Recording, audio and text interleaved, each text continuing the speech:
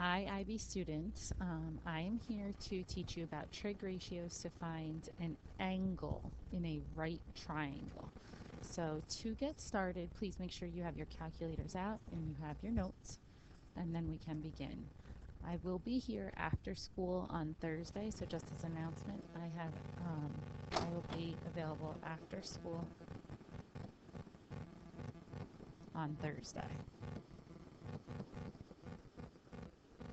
Okay, so please, first things first, take out your calculator and we're going to make sure that it's in degree mode. So to do that, turn on your calculator, hit mode at the top. Right now mine is in radians, so just make sure you go over the third line down to change it into degrees. Okay, we're always going to have it in degrees. So what we've done so far this unit is we've looked at how do we determine distance and midpoint. Okay, most of us use the counting method.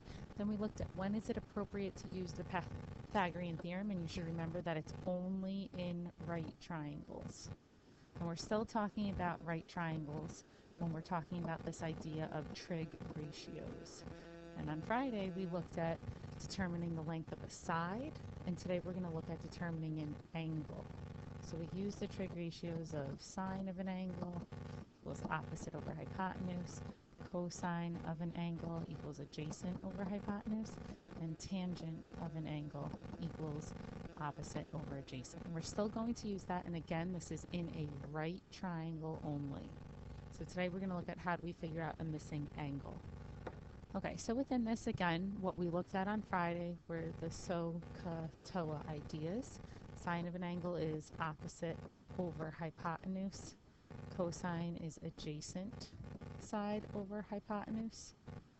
And tangent is opposite over adjacent. So just as a refresher, opposite is another way of saying across from. And adjacent is another way of thinking of it's next to. So if you want to draw yourself a picture here.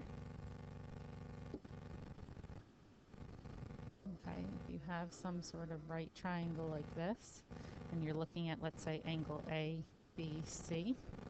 From angle A, this would be opposite. From angle A, side AB here would be adjacent. And then the hypotenuse is always across from the 90-degree angle. So it always depends on where you're looking from. So it's important to put that into focus. Okay, so what we're going to do for today is still using these ratios. We are now going to look at how do we find angles. So again, to find angles, we're going to use the inverse functions of sine, cosine, and tangent. The inverse trig functions are represented as sine with this little -1, cosine with that little -1, and tangent with that -1. You can find these on your calculator by hitting second, so I'm just going to quit out of this, by hitting second and then the sine button, or second and then the cosine button, or second and then the tangent button. So solve for theta to the nearest degree. So we're going to round these to the nearest whole number. So here's a triangle to represent what we have here. Sine of an angle, so this angle, equals, this is the opposite, over the hypotenuse. The 90-degree angle was not included in here, but it should have been. So in order to sort of undo this sine of an angle, because we want to get theta all by itself, what we do is we take the inverse sine of both sides. So that's going to cancel out the sine here, and then we're going to do inverse sine of the 1/2. So we're going to get theta equals sine inverse of 1/2. So now we're going to go to our calculators. Again, we're in degree mode. I'm going to hit, I'll clear this out, second sine to get that, and then we're going to type in that fraction, 1 divided by 2, and hit enter, and we'll get 30 degrees. So we were asked to round to the nearest degree, so far we're good. Okay, splitting this down.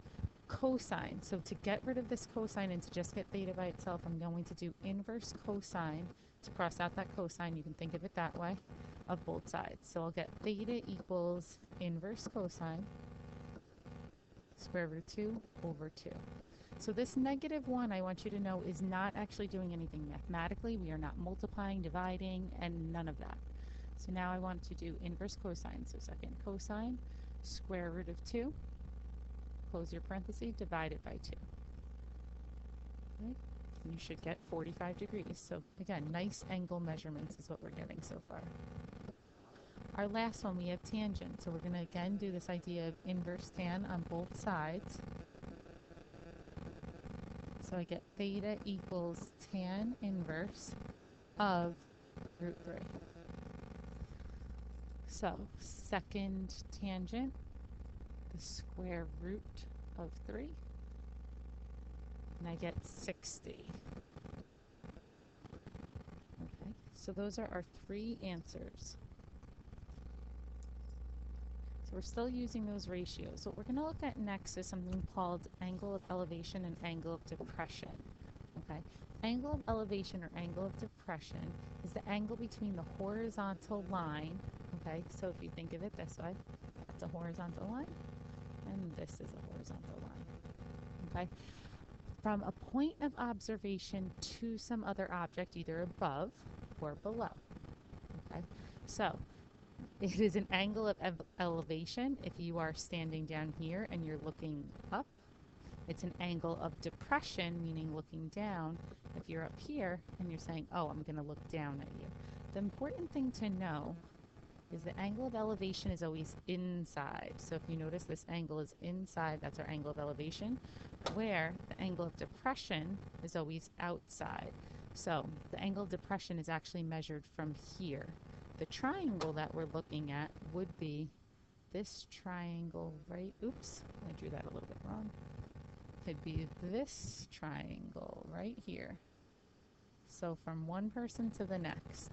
And then the angle of depression is up here. And the angle of elevation is down here. Okay?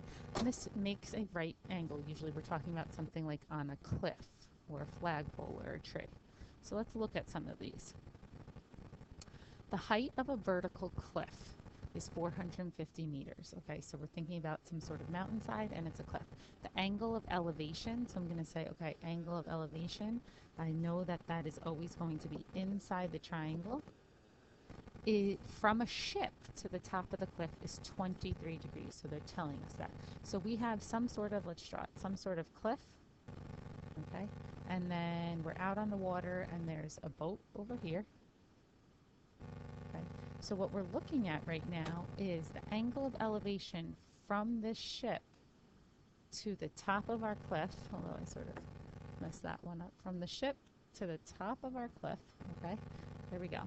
This is going to make a 90-degree angle with the cliff. The ship is X meters away, and the angle of elevation inside is 23 degrees, okay. We were asked to draw the diagram, so we did that, okay. From here, okay, if we had some more information, we have this 450, we forgot that. We can solve for missing sides and angles. Okay, different question. At a point on the ground 50 feet from the foot of a flagpole. Okay, at a point on the ground 50 feet from the foot of a flagpole. Okay, a point on the ground, we are 50 feet from the foot of a flagpole. So we have a flag waving in the wind, and that is 50 feet. Okay, the flagpole is 66.35, that's very precise, feet tall. This is also in feet. Determine the angle of elevation. So again, that's always inside to the top of the flagpole. So I'm going to draw a line going to the top of the flagpole, and I want to figure out what that angle is.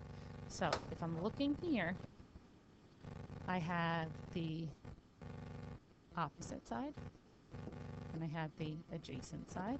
So opposite and adjacent tells me that I'm going to use tangent. So tangent of this angle is going to equal the opposite, 66.35, over the adjacent, which is 50. In my calculator, I'm going to then use inverse tangent. So I'm going to take the inverse tangent on both sides. So I just get theta equals, and then inverse tangent of this whole fraction. So theta is going to equal, in our calculator, we're going to type inverse tangent, and then type in that fraction, 66.35 divided by 50. Enter. Okay, are we asked to round? I don't believe so. So we can use three significant figures. So the exact would be the 52.9990697 to three sig figs. We get 53.0 degrees. And that would be our answer. Okay, so we're still using these trig ratios that we did on Friday, but now we're just solving for the angle. Okay, on the back of this, Andrew is at a point A in a park.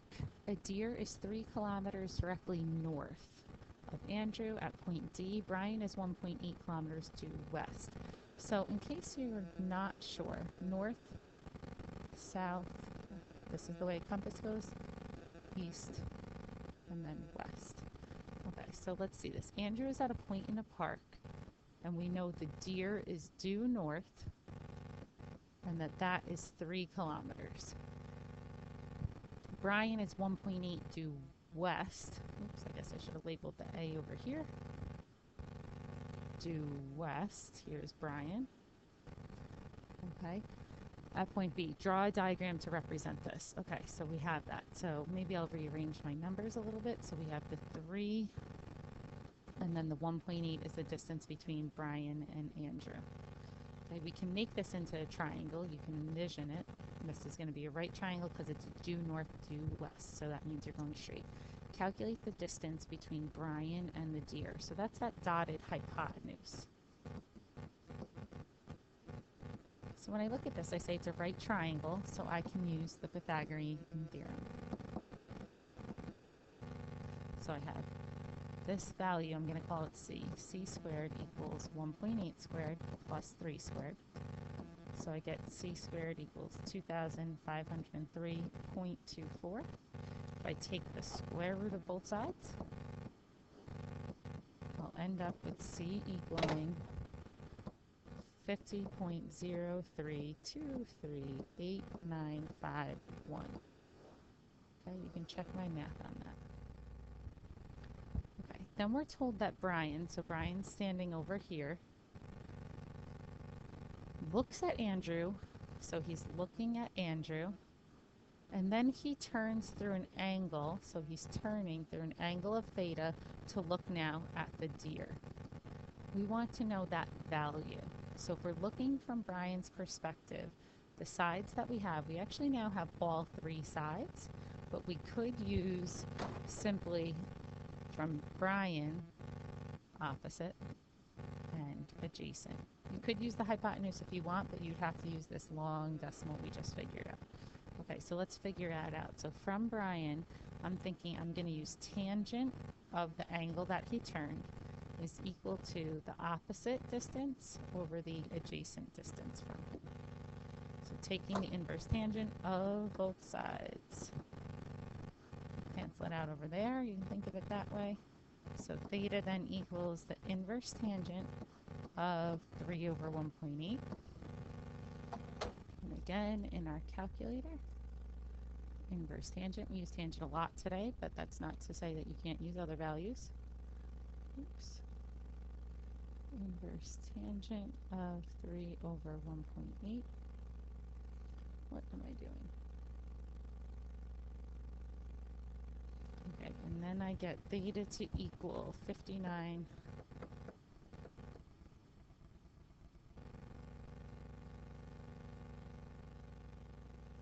over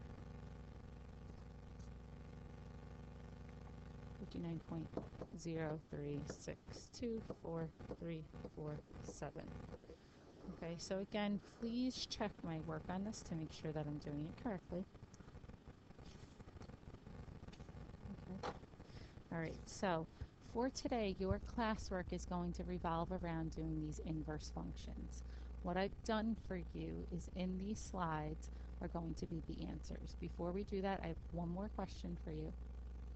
And then I will give you the answers to the classwork so you can check. Okay, the last question, determine the missing angle. So I'm looking here, angle theta. I know that this is the hypotenuse. From theta, the 1.7 is opposite. It's a right triangle, so I can use trig when I have opposite and hypotenuse. I say, okay, the sine of the angle is going to equal to the opposite side over the hypotenuse. using inverse sine.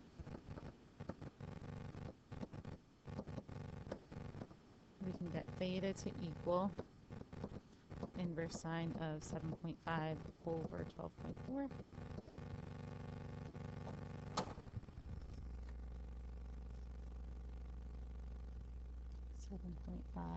Over 12.4, so inverse sine, 37 point to 3 significant figures would be 37.2 degrees. Okay.